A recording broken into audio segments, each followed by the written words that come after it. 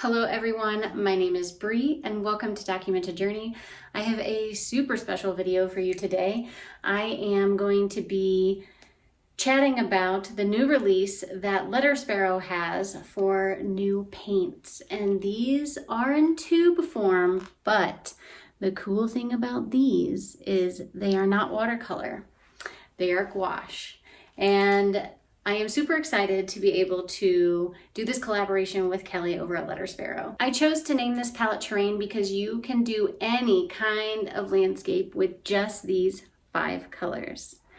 So I wanted to do a little lesson with you today and show you how to mix these paints to make them amazing yellows, greens, blues, and browns to create your landscapes. So let's get started.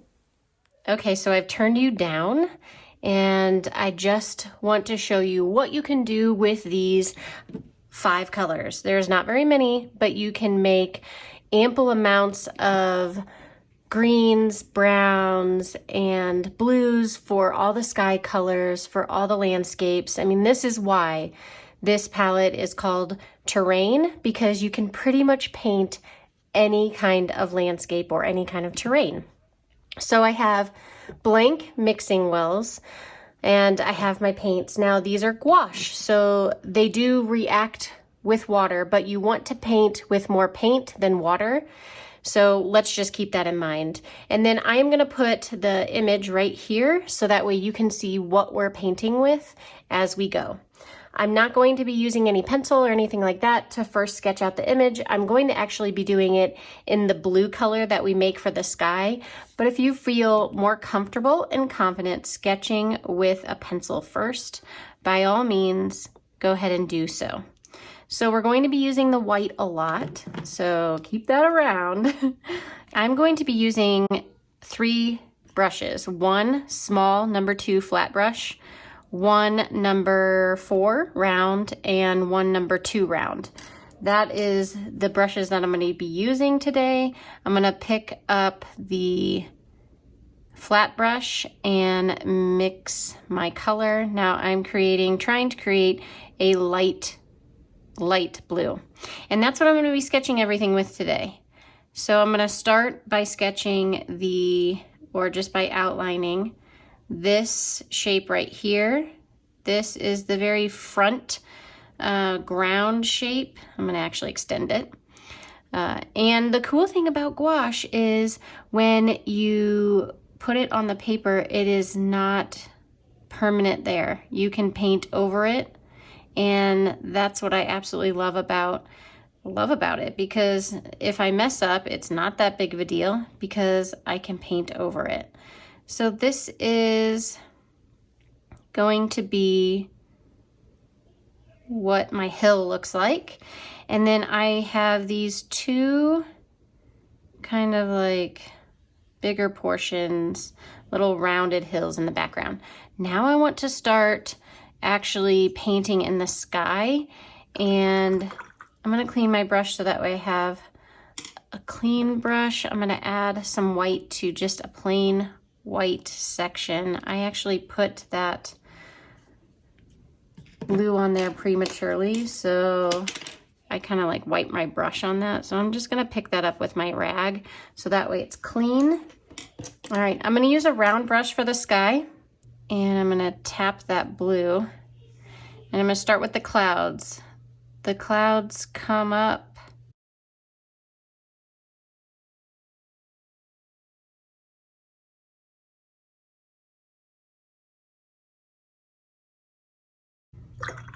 All right, so I use more water than I will once I get to the foreground. So the background layers, I use more water so that way I can build upon them. And then once I add more layers, I start to get more thick, and you'll kind of see that.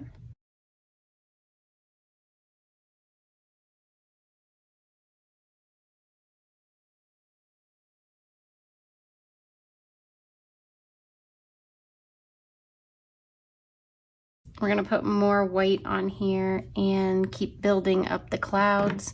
So I kind of laid my first layer down and it was a little more watery, and now my second layer is going to be more paint. So when I do this, it will plop on top of it, and then you don't have to worry about it kind of blending out like watercolor, because this is gouache. When I do this, with watercolor, I tend to work in layers. Well, with gouache, I want to be able to blend my colors as I go. And so what I normally end up doing is picking up a little bit of a darker color and then picking up a little bit of a lighter color and kind of blending those as I go, and working together and kind of almost acting like my palette is my paper. All right, so we're getting some clouds in. This looks really good over here, and now I'm just gonna continue over, adding in a deeper portion where it is a darker blue. And you can tell that from the image. And a good way to also be able to tell situations like that, looking for depth in an image, is to squint at it. If you squint at the picture, you're going to be able to see that there is darker versions in different places. And so that's what I'm focusing on. When I squint at it, I see that there's some light here. So I add more white to my paintbrush. If my paintbrush is just too full of paint and I don't know where to put it, sometimes I clean it off. We're just trying to build up the cloud. So as I go through the top of this cloud, it gets a little darker in color. And then as I get away from it, it turns lighter because it's going into the other cloud.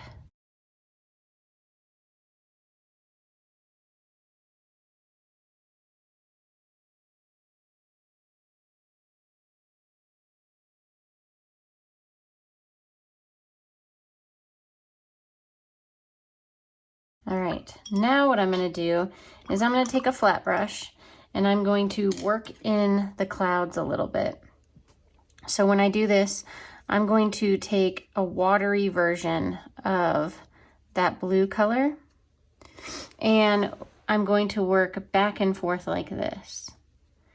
And this creates the underneath of the cloud. It's really subtle, but it will create that underneath of the cloud, so that way you know that you are, you know, on top of it. It's on top of you. We're gonna move on to down here. I'm going to mix a light yellow, so I'm gonna take the gamboge. This was marine. I don't think I mentioned that. That was marine, but with this one, I'm gonna take the gamboge, I'm gonna put it over on this side. And I'm gonna take white. So this is a yellow ochre color and the titanium white. I'm gonna mix those two together to create a light yellow. I'm gonna do this with my flat brush. And now I'm going to paint in this first section.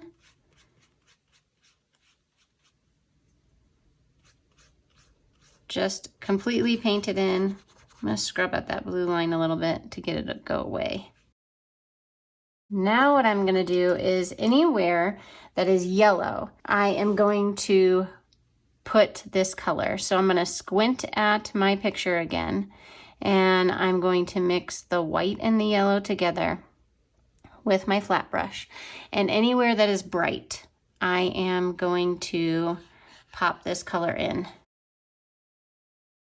It's not going to be perfect. I'm just putting in my highlight.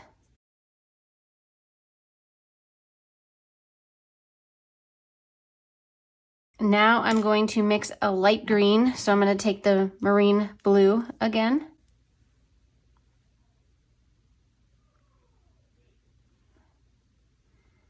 I'm going to put it over here. And some gamboge, which is that yellow.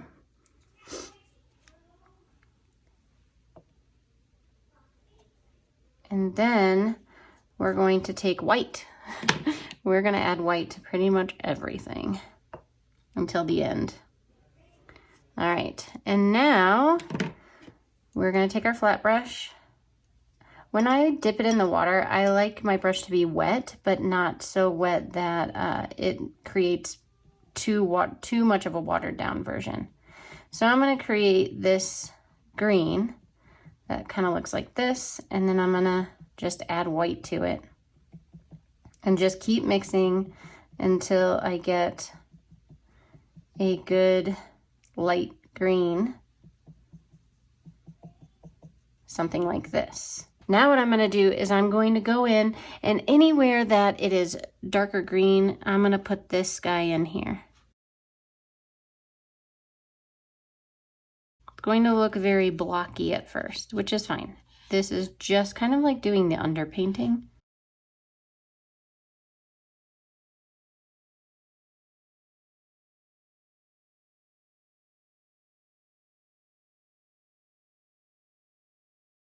The next color we're going to be making is a darker green, so we're going to take the indigo.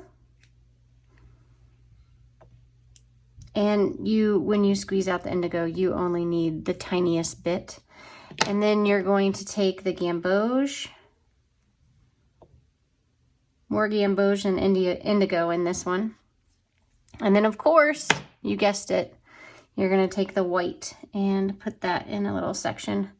I like to use more white than gamboge. And now I mix to make this earthy, emeraldy, kind of rich green. All right, and now I'm going to be putting that in all the places that are dark, the darkest sections. So I'm going to squint and then apply that. I'm going to switch to my round brush because this brush is getting a little too big for some of the places.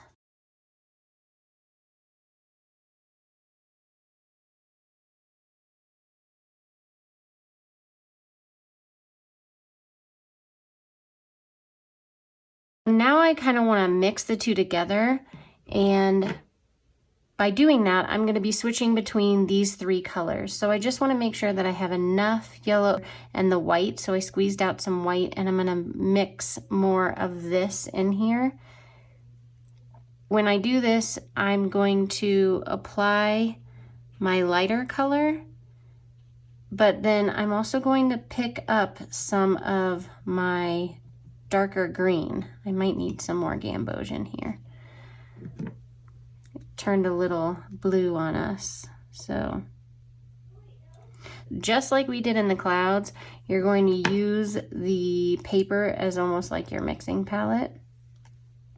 So I'm going to come in here and apply this color kind of on the paper, and then take my lighter color and blend it together.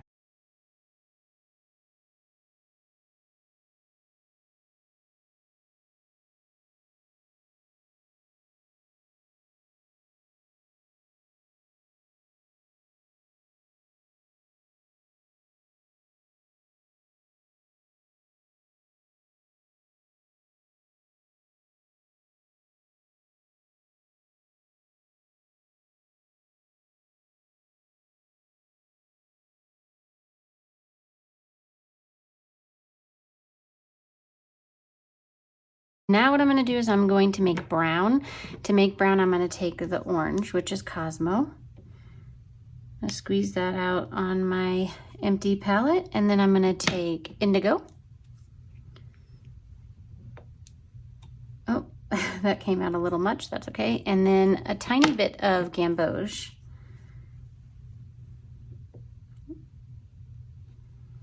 And then I'm going to mix that together to make brown. I'm going to use my flat brush.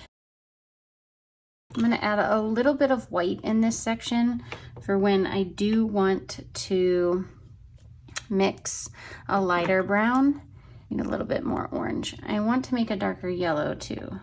Okay, so I'm gonna take my round brush and pick up some of this brown. I'm gonna drop it in places that are really dark. So this, I want to use a light hand, and you want your paint to be really fluid. So maybe even adding a little bit more water to it than you normally would. But find that consistency that glides on top of this paint really easy, so that way it's easy for you to paint. And what I'm gonna do is I'm going to define these dark areas. Picked up the brown and add it into my dark green, and this will act as a deeper green as well. And I'm just using strokes when I'm applying it to the paper. Now see here where this doesn't blend really well? I'm gonna take my deep green and I'm gonna come in here and I'm gonna blend it out a little and then work my way out. My lighter green. And I just wanna get this to blend more. I'm gonna take a really thin brush. I'm gonna pick up this brown I made, and I'm gonna try and do some detail work to define this hill.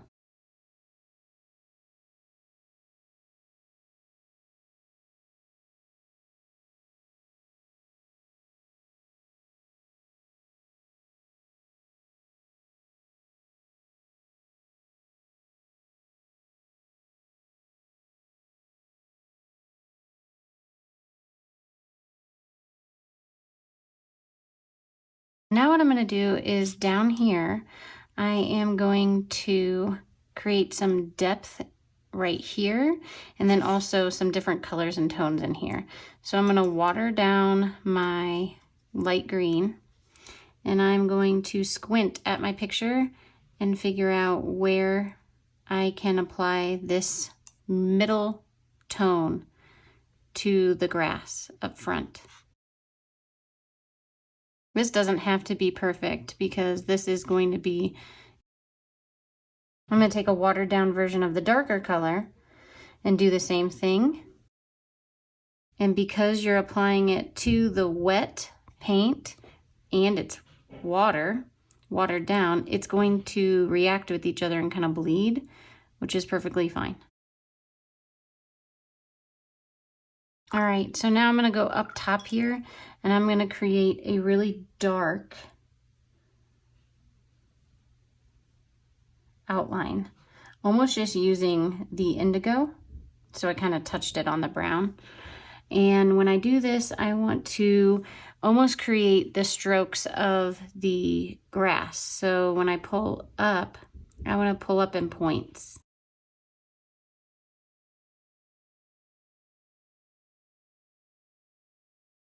Getting to a certain point, and then what I'm going to do is I'm going to switch to this darker green color.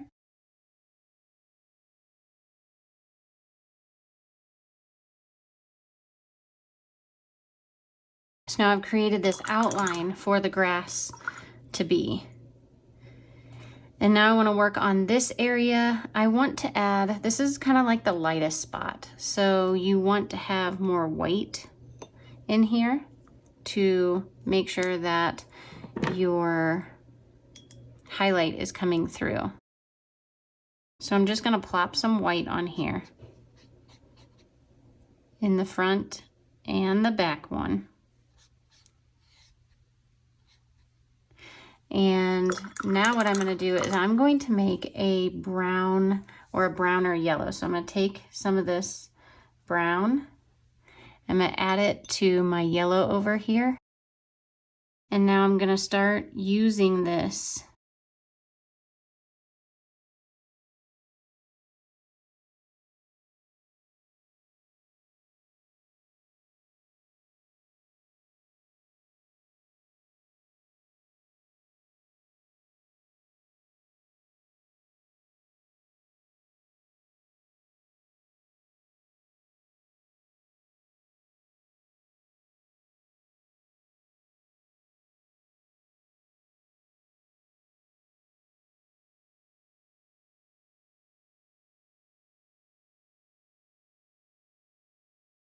All right, I'm gonna take and make this again and use it in this section here.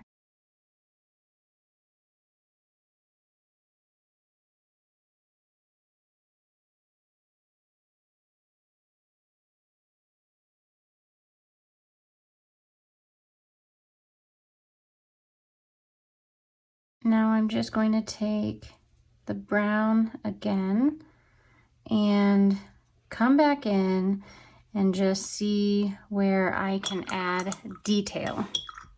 Detail meaning just little bitty things of grass, and not even like things of grass. It's just to for the eye to be kind of tricked. And oh, there's some grass there, or this is a lot of texture right there, or something like that.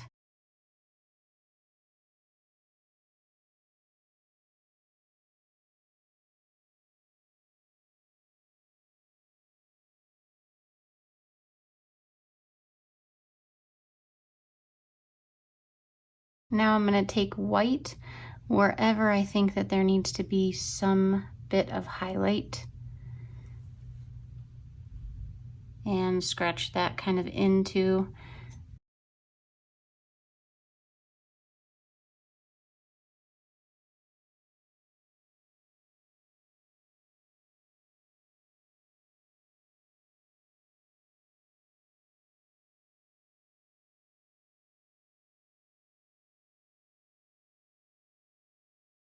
So this lesson can be done with any kind of paints that you have. If you have similar paints to what I have, or if you have purchased the terrain palette, this is a perfect lesson for you to try, just mixing all the colors and seeing what beautiful yellows, greens, and browns, and a little bit of blues that you can get. I hope you enjoyed doing this lesson with me. I had a really great time painting, and I think that these gouache colors, this gouache formula that Kelly at Sparrow has come up with is amazing.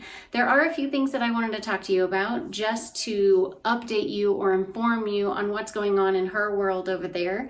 She is going to have these available for you today. Actually, she had them available for you yesterday. So these were available April 30th, and you can pop on over to her website and check them out. The link will be in the description box for you. Not only will she have these tubes, I'm gonna pick them up. So a tube like this, 6 ounces for each tube. She also will have dot cards so you can test and try them out. And she will also have pans of these colors available for you for purchase. The last thing that I wanted to mention was that she is going to be having a giveaway in June. But it's only for newsletter subscribers. So if you haven't signed up for her newsletter, please do so. She is going to have a lot of fun, artsy, creative things for the giveaway, and there just might be something of mine in there. You will have to subscribe to find out. Again, I hope you enjoyed this lesson, and until next time, I'll see ya.